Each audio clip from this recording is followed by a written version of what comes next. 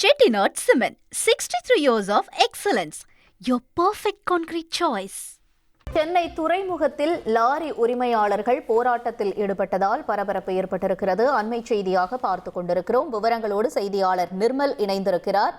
நிர்மல், வணக்கம். என்ன கோரிக்கைகளை முன்வச்சு உரிமையாளர்கள் இந்த போராட்டத்தில் ஈடுபட்டிருக்காங்க? விவரம் என்ன?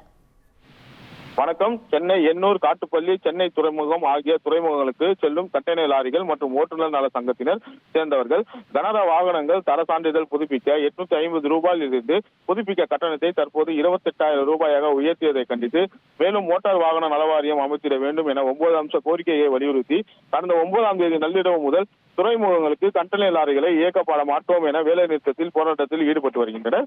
தொடர்ந்து 3 நாட்கள் கண்டெய்னர் லாரிகள் எந்த துறைமுகத்திலும் செல்லாத நிலையில் இதனை மீறி ஒரு சில சங்கத்தினை சேர்ந்த கண்டெய்னர் லாரிகள் தாங்கள் இந்த போராட்டத்தில் கலந்து கொள்ளப் போவதில்லை என ஏற்கனவே வடக்கு வட்டார துணை ஆணையர் அலுவலகத்தில் எங்களது கண்டெய்னர் லாரிகளுக்கு பாதுகாப்பு வழங்கிட வேண்டும் என மனு அளித்தனர். இந்த நிலையில் இன்று இந்த வேலை நிறுத்தத்தில் கலந்து கொள்ளாத சங்கத்தினர் தொடர்ந்து துறைமுகங்களுக்கு கண்டெய்னர் லாரிகளை இயக்கி வந்தனர். இந்த நிலையில் வேலை நிறுத்தத்தில் அறிவித்த சங்கத்தினர் சுமார் 300க்கும் மேற்பட்டோர் வந்து அறிவித்த நிலையில் இதனை மீறி இயக்கப்படும் கண்டெய்னர் லாரிகள் ஓடக்கூடாது என காசிமேட்டில் உள்ள துறைமுகத்திற்கு செல்லும் ஜீரோ கேட் என்று அழைக்கப்படும் அந்த பகுதியில் வரக்கூடிய கண்டெய்னர் லாரிகளை தடுத்து நிறுத்தி திருப்பி அனுப்பி வைக்கின்றனர்.